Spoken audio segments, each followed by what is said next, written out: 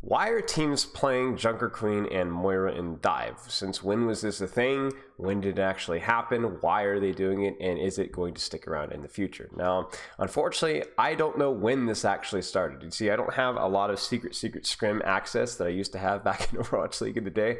That being said, I can give you my educated guess, along with some proof as to where I believe my guesses are accurate and some spots where I'm not so sure. Now, one thing is for certain is that I'm definitely going to overthink things and overanalyze things just a little bit, probably more so than even most OWL teams are doing, because I know a lot of OWL teams, a lot of OWL players will try different things and just go, gee, this felt good, let's just play it, and then maybe theorize afterwards about why it felt good, or it might just be a hero or comfort pick. Most often in an Overwatch League, metas, especially for top tier teams that define metas, are started because somebody wants to play a specific hero because they feel like it's fun or they feel like they're good at that hero.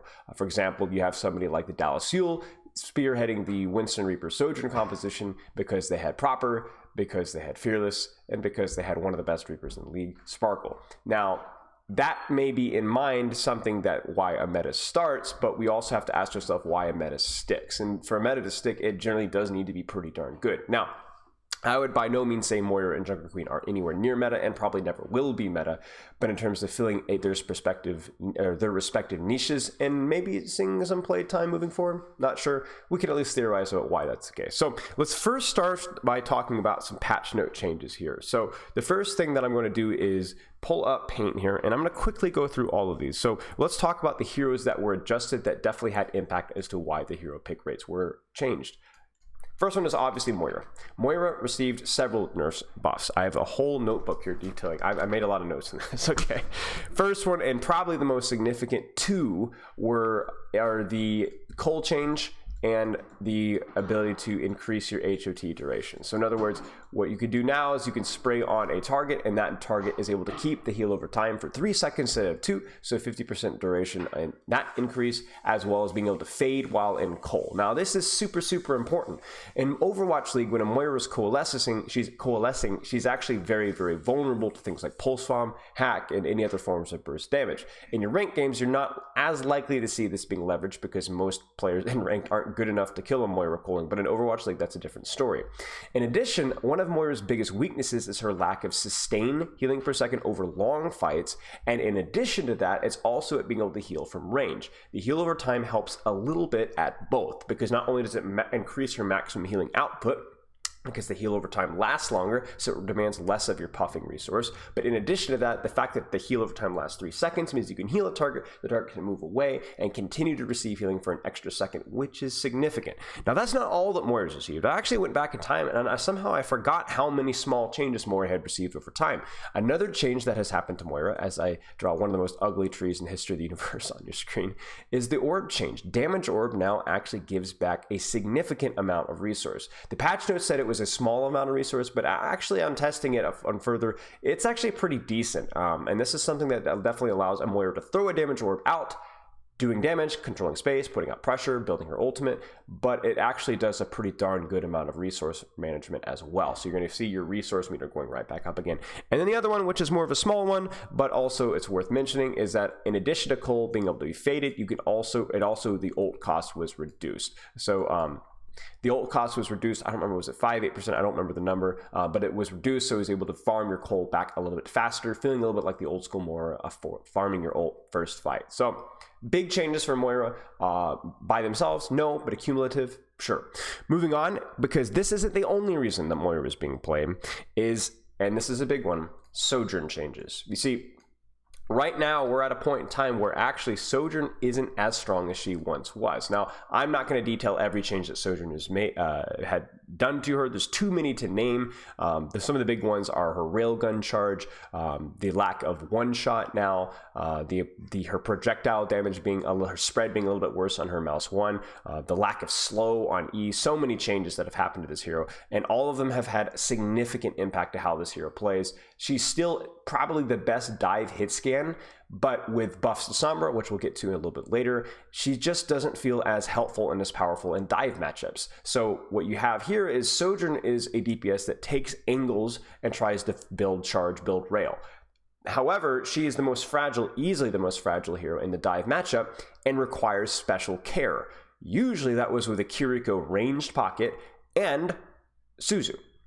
Those things are not as meta anymore because Sojourn is not as necessary anymore. So you don't need the Sojourn, so you don't need the Kiriko. You see, Moira has good sustain healing per second, but she's definitely a little bit more selfish with her survivability. Her survivability isn't as extensive to what's going on in the flanks and the angles and helping one particular fragile DPS with Suzu and Solo Pocket. She's not very good at doing that. But with Sojourn not being as attractive, that allows heroes like Moira to be more playable. Moving on, Winston, minor barrier nerf from 700 to 650, almost completely insignificant, but for our Junker Queen pick, it does kind of help a little bit. Reaper ult cost reduced. These are all minor ones, so I'm not going to even put them on the board. So Reaper slightly more attractive. Sombra. Now this one is actually pretty interesting, and I think it's worth pointing out. Now Sombra did receive a fairly significant buff. Her health packs were increased in duration, hack duration, but she also, again, this is one that went under the radar for me. Her damage was increased from 7 to 7.5, which is a non-insignificant change. It's not massive, but it definitely means that Sombra's going to be able to put out more pressure from close range and from long range, and as we've already seen, as Sojourn getting nerfed, it's going to make other alternative dive DPS options like Reaper, like Sombra, slightly more attractive. Keeping going down, and this is one of the more significant ones as well, is the Kiriko nerfs. Now, Kiriko was played in the Winston Reaper Sojourn compositions prior to this because Kiriko is just busted. Like, her ultimate was unbelievably strong, her healing output was unbelievably strong. Well, now you have a Kiriko that has been significantly nerfed in those particular two aspects. You see, her mobility and her damage have not been touched. So her originally designed niche of being a alternative dive map control support is pretty healthy and totally fine. There's nothing wrong with it, and she does very well at that niche. However, in terms of raw dive mobile comp, but in a very tight clump, she's not as strong as she used to be. It's not a must pick necessarily anymore. The ult's good, but not significantly better than Coalescence. The healing per second is good, but in a group, it's actually now worse than Moira, where before it was better, especially over the course of an extended fight. Suzu is still something that can be helpful in those brawl phases, but now Kiriko shines more on off angles, more on helping DPS, and doesn't do as well with healing big clumps of teammates as she should. So Kiriko is in a very relatively balanced state, which has definitely opened the floor for more support heroes like Moira, and as we've also seen, Ana. Moving on, last little point thing here is Junker Queen has received some changes as well. I will put her on the list naturally because the video is about her too. And one thing that Junker Queen has benefited from probably the most, two things, is her shout cooldown was reduced slightly, and her Carnage cooldown is something that is able to be recycled faster, for lack of a better term. You can get your Carnage back faster depending on how many targets that you hit. Now, Junker Queen in the comp stage we're playing is not likely to hit more than one target, but it does mean slightly more Carnage return on investment. Her hitbox was nerfed, it was increased. She's received a lot of little micro changes, but as a whole, Junker Queen is slightly stronger than she was that we saw at the end of last Overwatch League season. Now, basically what we've done now is we've kind of set the stage for why all of these things, or what all the patch notes has done. So let's interpret all of this into a big clump. And this is by far the most challenging aspect, and it's definitely something that I might have gotten wrong here. If you think I've missed something, let me know in the comments. So basically, here's what we have. We have a Kiriko niche established. We have Sojourn's not as attractive, therefore Kiriko is not as necessary. Sombra's a little bit stronger. Moira's significantly stronger. Junker Queen's a teeny bit stronger. And we have a dive meta. So in close range maps, Kiriko is not as necessary as a dive support anymore. If you want to play dive and a dive map, a short range map, excuse me, you don't necessarily need Kiriko. Now, she might still be a good option, but she's not necessarily the best play. And you've even seen this with some teams even whipping out the Baptiste comp and playing Zarya composition with some dive DPS. Baptiste is certainly not at the top of my list of strongest supports in the game, but with the, not demise of Kiriko, but with her falling out of, you have to play her everywhere, you've seen a lot of interesting support choices, and Moira with the ults, the buffs that she's received, is definitely a good candidate for that. Now, the other thing as well is that when you transition from Sojourn needs that ranged pocket, as we said, and needs that ranged Suzu. But with Sombra and Tracer, a lot of the way that these mirrors actually match up is that while there is a lot of focus on map control, flanks, and angles, especially in short range maps, these heroes' effective range is not very long. In other words, you don't need a long range pocket. You don't even necessarily need things like armor packs, Zen Orb, Ana healing when your Sombra Tracer are mirroring.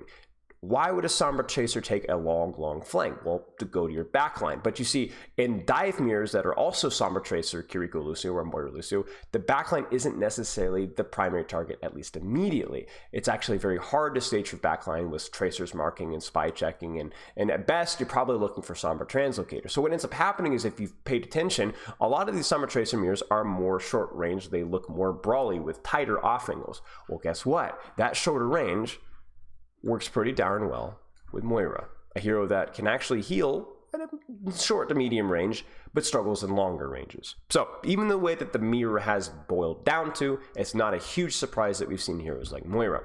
And it's also, based off that very same logic, it's not a huge surprise why we've seen heroes like JUNKERQUEEN. You see, Winston is a must pick when you're playing any sort of Sombra Tracer composition into snipers, brawl, anything with a squishy that you need to dive. Because if I'm playing Winston versus a JUNKERQUEEN, versus a Reinhardt, a Mei, a Sigma, anything like that, I don't want to play patty cake with those heroes. I instead want to dive squishies in the backline. I need to go with my flankers and go actually dive backline. When people think of dive, they don't think of mirror.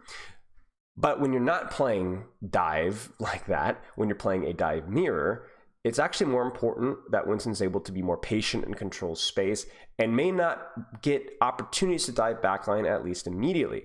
And in these short brawl range, short off-angle flanks, something like JUNKERQUEEN becomes a lot more attractive. You see, if you're not going to be diving the backline as much because it's a dive mirror and you're playing more for space control, a hero with a fairly decently ranged gun, pretty decent self-sustain, and a defensive cooldown that is as equal, if not better, than Winston Bubble with Shout is pretty darn attractive. And it's also something that has a little bit of niche utility with her ultimate, because whereas Kiriko was always picked and made JUNKERQUEEN's ultimate very bad, that's not always the case anymore. And so without Kiriko Suzu, now JUNKERQUEEN ultimate is not as trash as it once was. So being able to poke out a DPS, being able to control space, being able to shout your team in these mid-fight brawls in a dive mirror, it's actually pretty helpful. Is it as good as Winston and big maps versus non-mirror compositions? Absolutely not, but there's at least a reason or a logic behind it. I'm gonna keep going through my notes here. The shout is useful to prevent your team from being as fragile. Definitely helps them to win the trades. I actually don't have a whole lot here. So basically, we have seen JUNKERQUEEN and Moira being played in more short-range dive mirror comps or used when the enemy team is playing on dive. They still have their very, very aggressively bad weaknesses. Moira and JUNKERQUEEN are both very, very bad in wide, broad maps where they lack the range or the mobility to control the space. So what we'll do is we'll take a look at some examples from the Overwatch League this season, just this past weekend. This is recorded on Sunday, so if there are any games on Sunday that use the comp, I will have missed it, but I think we'll have plenty of examples regardless. So here's what we'll do. So we'll transition over here, and I'm not going to have the audio playing. I'm going to get my Epic Pen pulled up as well so that we can take a look at and maybe draw a little bit on the screen. Now, I think this is a really, really great way to start off this comparison because we see it versus Shock and Defiant, and it's actually the Shock that roll out initially on the JUNKERQUEEN composition on this map, and you could tell with the Torbjorn that they're expecting some form of anti-dive. You see, this composition, as we saw, has a lot of attractiveness in the dive mirror. You see, JUNKERQUEEN can poke out the Winston. JUNKERQUEEN is a phenomenal matchup versus Winston in the 1v1. She can really, really mess up mediocre or bad Winstons, especially in short-range maps. Torbjorn, obviously anti-dive, even in the Overwatch League. Now, this is the interesting one for me, and this is something that we saw from the Gladiators as well, the Soldier pick. I don't like the Soldier pick. I think it would be objectively better to run Tracer if you're playing more for anti-dive. It also allows you to transition to dive later if you want to. Tracer is just generally more self-sufficient at controlling space and marking the enemy DPS as well as controlling point. I think Soldier, you have too many fragile heroes that you might need to peel for with both the Torbjorn and the JUNKERQUEEN, and you don't need the additional range that you already have from the JUNKERQUEEN and the Torbjorn and the Torbjorn turret and the Kiriko. I think it's completely unnecessary, and from what I saw this week, the Soldier looked honestly quite bad from the way that it was performed. So something that definitely was developed in the scrims, something I'm probably missing, but I don't like it at all. Now, the interesting thing though is that Defiant doesn't roll out on dive, and they go, crap, we can't play this matchup versus these guys. Ryan will run us over. They go back to spawn and swap. Very, very interesting to see that. Okay, moving along here. I believe Toronto pulls this round out, and then this is where things get interesting again. So now Toronto is rolling out on the Moira. This composition feels like, hey, maybe they roll out on something that we can run over and rotate on. And Shock is rolling out once more on the anti-dive composition, but this time they flipped the coin correctly. They've guessed that Toronto is going to roll out on a short-range dive. They have a lot of heroes that are going to be able to survive the short-range dive, and then they're going to be able to win the fight off of it. Now, what I would theorize, being that this composition is designed to be, would be something like an Ana, and possibly a Winston. And what would happen is you would roll out on the Ana Winston composition. This composition would have tried to run over the Winston as best as they possibly can with the tempo of the Moira's healing per second on the initial trade. The Reaper, obviously, of course, and basically forfeit map control, forfeit angles in Antarctica, and just try to cheese win first fight. Obviously, that's not the case. We have a lot of heroes that are going to be able to survive that initial burst of damage with both the Shout. Obviously, Winston, Reaper, like the Reaper's okay versus Queen, but he's not as good versus Queen as he is versus Winston. And then obviously they don't really have a squishy support that they can rotate easily on. So Toronto wants to do this fast rotate. They go out, they run right into an anti-dive composition with the Queen that can do a very good job poking that these heroes out with her Shout, with Kiriko Pocket, and they go back to spawn. And what they do is they pick what I would describe as a greedier dive, a dive that's actually more focused on poking, controlling off angles, and building up a strong ult economy. Remember, they're not going to be able to consistently out-brawl the Queen. That's just not going to happen. The hero is too good at that unless she doesn't have Shout. But with these heroes, they're going to have an easier time either playing mobility and avoiding the Queen entirely through their speed, right? Genji has more mobility and dive options than Reaper does. But they're also going to, with the Ana, going to have an easier time completely bypassing the Queen with their range. They can ignore the Queen and just shoot here, here, and here. The Queen is very static with the space that she can control. The Ana can control space all over the map. I think a Kiriko as well would have been a fine pick here, but obviously when you're playing Genji, maybe the Ana becomes a little bit more attractive. Very, very interesting to see that.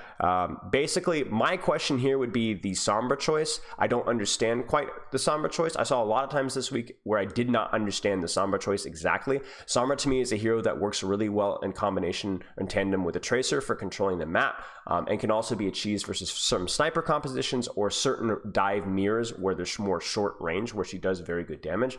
But I don't understand the Sombra versus this composition. I don't feel that the Sombra is going to be able to consistently get off good damage and good hacks with the range pressure of the Torbjorn and Soldier, and I also don't think that there's a very good backline to aggressively stage and dive versus. I would much prefer a Tracer from Hydran. So again, Toronto's not the only team that picks Sombra. So again, if you have any suggestions about in the comments about why teams are picking Sombra, I believe there's New York who picked Sombra into it was solo Sombra, and I think Junkertown. We've seen a lot of weird Sombra picks that I honestly don't understand, solo Sombra specifically. So if you have any suggestions or ideas, let me know in the comments. Okay.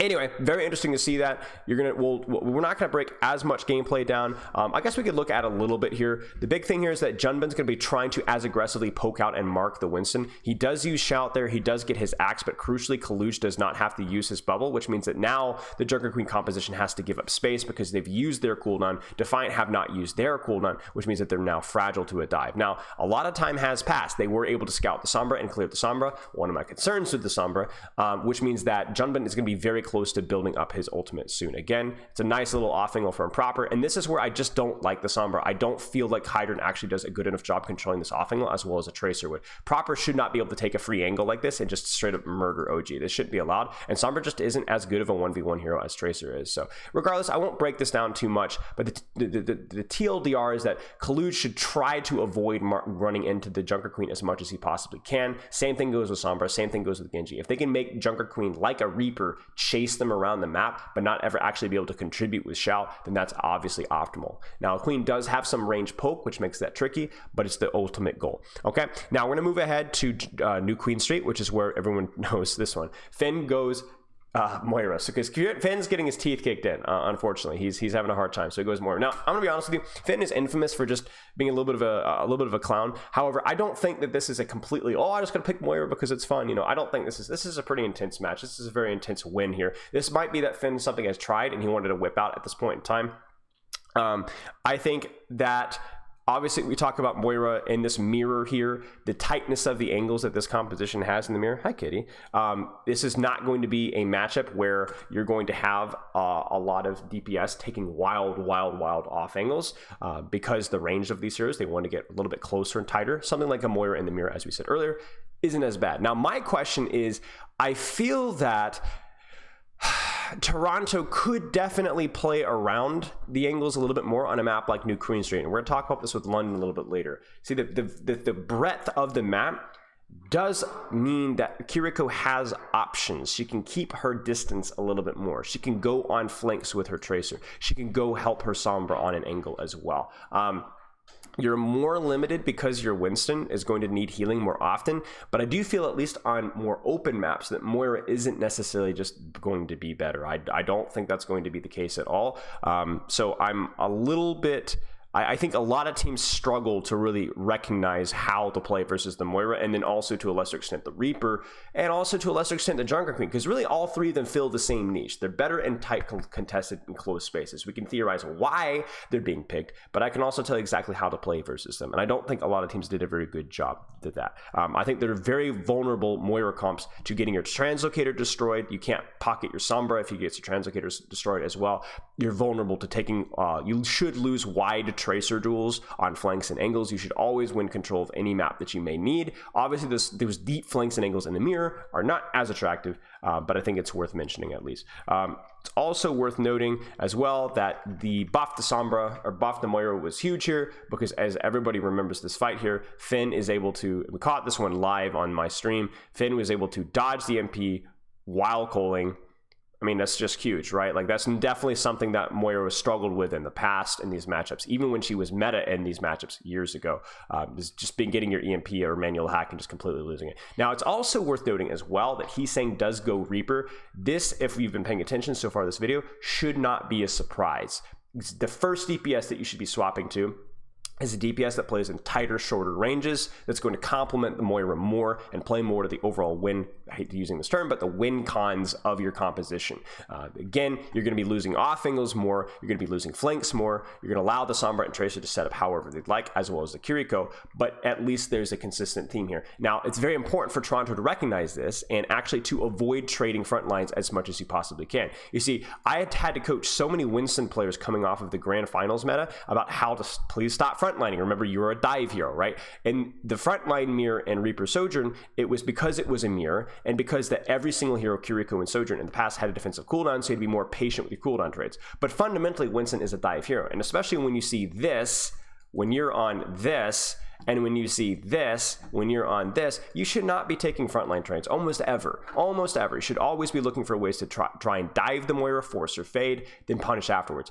Focusing on winning the Tracer duel. For example, Tracer should always have a Sombra Tracer trying to hack her, force her to go back to her team. That allows your Sombra to take a better off angle to do damage, and allows your Winston to stage a better dive onto the backline without having to use jump. Just one of the tiny little ways of exploiting that a little bit better. And I don't feel that most teams did this one very well. One more example of the JUNKERQUEEN specifically, we're going to go ahead to scout to Oasis 145.35, and you guys might have seen this one. This one was more of a niche thing. It was definitely something that was more of an afterthought, but I do think it's worth noting that going into this fight, Shock know that they have a disadvantage in terms of the ultimates. They have now basically one ultimate versus two ultimates, okay? Junbin going this here is more of a cheese play where, hey, maybe I can cheese this fight win with Shout, maybe I can hit a knife, maybe I can an axe, but more importantly, this Shout right here off of the Kiriko ult allows my team to actually rotate with this speed and the extra HP to be able to survive this engagement. It actually allows Vin Dame, if we go back, I'm not sure how close they got to dying, but it gives them that extra little bit of survivability to make sure that they make this rotation to points safely. It ends up being not 100% necessary, and you do see how Junvin actually has to play hyper safe after he's used it, but it's better than a Winston bubble for helping your team to rotate because it's not just the HP, it's also the speed. And then obviously over the course of the fight, a JUNKERQUEEN without shout can still shoot people. A Winston without bubble has a lot more limitations with what he can do versus something like a Sombra, a Tracer, Lucio, and so on. So I thought it was a very interesting swap. I don't know that it was it was effective, but I don't think it was like the reason why Shock won. But there's definitely a logic behind that as creating an opportunity to turn the fight, almost like picking a Roadhog on a King's Row third contest. Maybe I can hook somebody off the map, and it turns out the utility actually paid off. Okay, moving on to Houston and Gladiators here. Now, this is the really interesting one. You look at the Gladiators comp, and again, if you've been paying attention, you should know exactly what the Gladiators want to do. They want to try and close the distance on the Monkey, specifically with both not only the JUNKERQUEEN, but also the Reaper as well. You could ask why they're not playing Moira here. I think it could be a hero strength situation. Again, Moira is stronger, but it's more of when we see Moira, we're not surprised by Moira, rather than we're looking to see teams actually purposely pick Moira. I think it's still a very niche, and if you want to, you can pick. Now, the interesting thing, again, to me, is the Soldier. The Soldier is going to have to rotate with his team or off angle by himself. I think Kevster actually does the latter. I don't feel like that's something that's reliable from Soldier, and if you watch this match, Kevster honestly does jack all in Soldier, which again is not a surprise. He's very easily isolatable by Happy and Fearless and Pelican, and if Happy or Pelican were to go to Tracer, he would be even more isolatable. So I don't understand the Soldier pick. Even on a map like this with this much space, I feel like Tracer's better. So there you go. There's the Winston bubble. There's the shout. Now, this is the really crucial moment. So both Winston bubble and both Winston shout have been used. Our Winston bubble and JUNKERQUEEN shout have been used. So Houston's saying, okay, we have an opportunity. I hit a sleep on the Lucio. Let's actually push in. But this is where having the Reaper and the Queen is just really strong. You know, Winston is fairly good in close ranges, but he's not as good as a Queen. So even if you get a big thing there, they even had bubble again. Pushing through that choke, walking into a Reaper with Kevster off angling, it was a bit of a disaster. So you can see here that ultimately, and at least in that fight, Gladiators were playing ultimately to their advantages. The Outlaws were not. And even a Winston with bubble was not able to beat consistently a JUNKERQUEEN without shout into a Reaper. So the way that Winston would need to play this is they would want to take brawls with the front line, but only take brawls with the front line when they had a Nanoblade, a Primal, Kyriel, maybe an EMP. Other than that, you need to be hunting Kevster. You need to be avoiding these two until they've used their Wraith or their shot. And I think if you watch this fight, Outlaws generally win the brawls, but only they win the brawls when they have the ultimates. In general, not something you want to be looking for as a whole. Anyway, moving on to Shambali, which I think is a pretty good representation of why I don't feel like Moira is going to be a super strong pick. Houston plays the Moira here. Again, it's all about closing the distance. I think the Moira is a pretty good pick versus this because you do have the opportunity to rotate quickly and aggressively, and you have more short-range healing for your Reaper and Winston than a Kiriko would provide. It's going to allow them to build up a fast coalescence as well, and then hopefully find an opportunity to rotate and kill Kevster and Lastro. Now, obviously, though, as we said, I still don't feel Moira is just an I win button either. And as you can see, the mistake that Gladiator or the Outlaws make is that they get the hack on Lastro, but Fearless is not actually able to get to pressure onto backline. In fact, he ends up in the front line somewhere that this composition is very strong at. You see, just because you're on Reaper and Moira doesn't necessarily mean that win the frontline trade. It usually only means that you win the frontline trade if they're also on Winston or on a dive composition. A Ramatra and a Mei are going to pummel you literally right in the front of your face. So this is ultimately, I don't think, a very good execution from Houston. You would like to find an opportunity to be able to rotate onto the backline safely, create an opportunity that way. And I think if you look at this, a lot of Houston's problems here come from not being able to bypass the front line of Gladiators. So even with the Moira Reaper composition that is theoretically good in close range, Ramatra Mei are just better. BAP as well. It's interesting here as well. Shu's trying to farm coal. That's something that we haven't seen in a long time. We're right back again.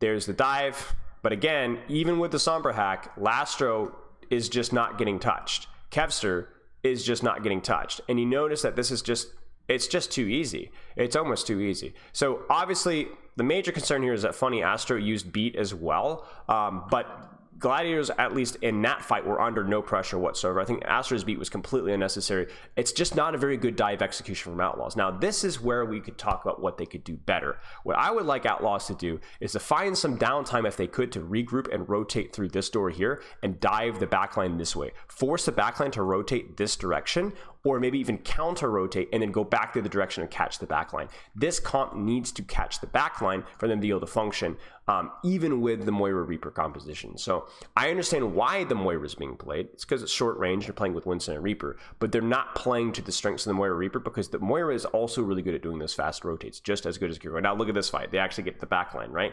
Jeez, it's a lot better when you're able to do that. Anyway, long story short, they actually don't end up capping. They get held on second, but I think you can kind of see why I'm not loving the Moira in these circumstances. If you're not able to find a way to rotate going to the backline, unless you're in a dive mirror, then I think you're going to have a hard time. Okay, moving on to, I guess the last thing here I want to look at with this is, I think, like, this situation right now, it's like, it's going to be a lot harder to get on the backline here. And you can see, like, these in long, extended fights, they just, again, if it's a frontline trade, you need a Kiriko to be able to bypass the front line and just jump in with your Winston. Excuse me. To jump in with your Winston, or you need something like an Ana that can actually contribute with range to the front line, or to the back line with her range. But anyway, a lot of Outlaws woes come from struggling in the front line trade versus a Ramatra Reaper. I mean, look at that. Even the Reaper swap is going to be tough. So okay, let's go over one more map, guys. Lots to learn from here. This is going to be very in-depth, but I wanted to kind of make sure that I'm doing it its due diligence here. Now, I'm going to be honest with you guys. The JUNKERQUEEN opener on this map, it's weird. It's really weird. It could be something that they've just tried in scrims and they've been able to make work out. But remember, the weaknesses of JUNKERQUEEN is her lack of mobility, lack of speed, and her middling range. It's better than Winston, but Winston makes up for it with phenomenal mobility. Now, MOIRA is a pretty good queen, at least from what we've seen. It definitely seems to be more of a comfort pick from him. Okay, at least it's not, I don't know if it's a comfort pick, but it was definitely something that he's picking in situations that seem odd. So the problem I have with this is, if London plays this one correctly, they never, ever engage with the queen at all. That's a bit of an exaggeration, but they actually try to leverage this 3-man hit crew, and honestly, even this hitman crew, and make these guys' lives miserable. You see, you don't even need to worry about peeling for your Ana if you're completely shutting down the Sombra Tracer 24/7.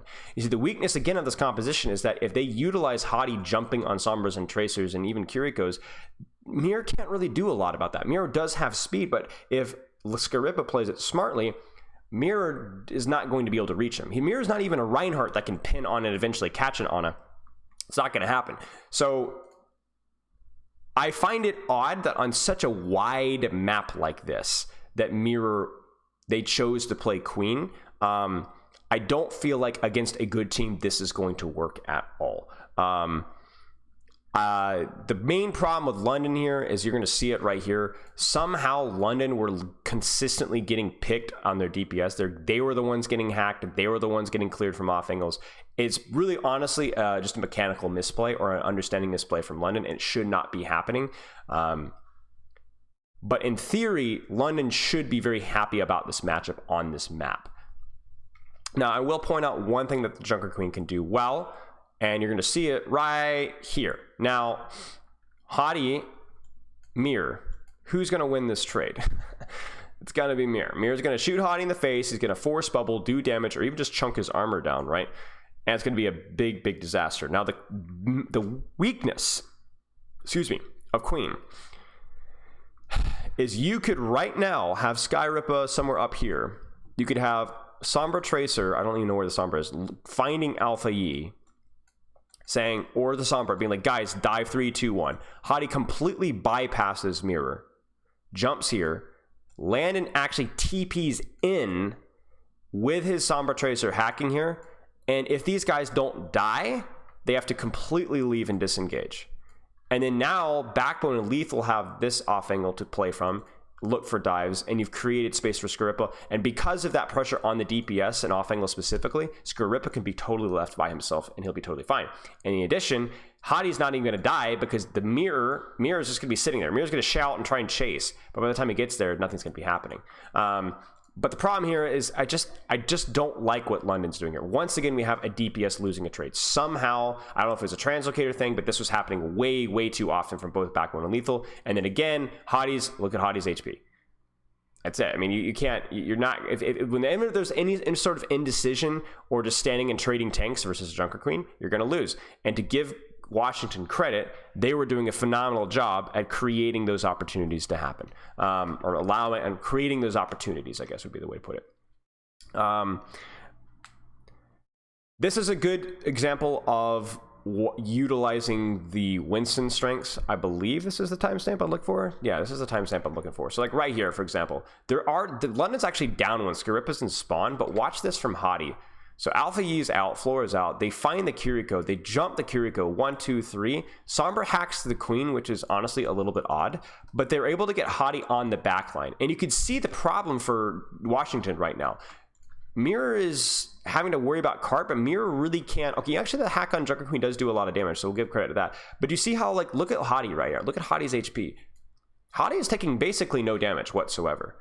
And this ends up being and he's still on the back line. He's still on the back line. And he actually ends up forcing a double support ult, right? This is what the Winston comp is good at. And this is why you play Winston comps and dive mirrors, because if you dare pick something else, theoretically, if the team is good enough, they're going to punish your lack of mobility at that tank. The problem that we've seen is that people forget why you're picking Winston in the first place, which is to dive.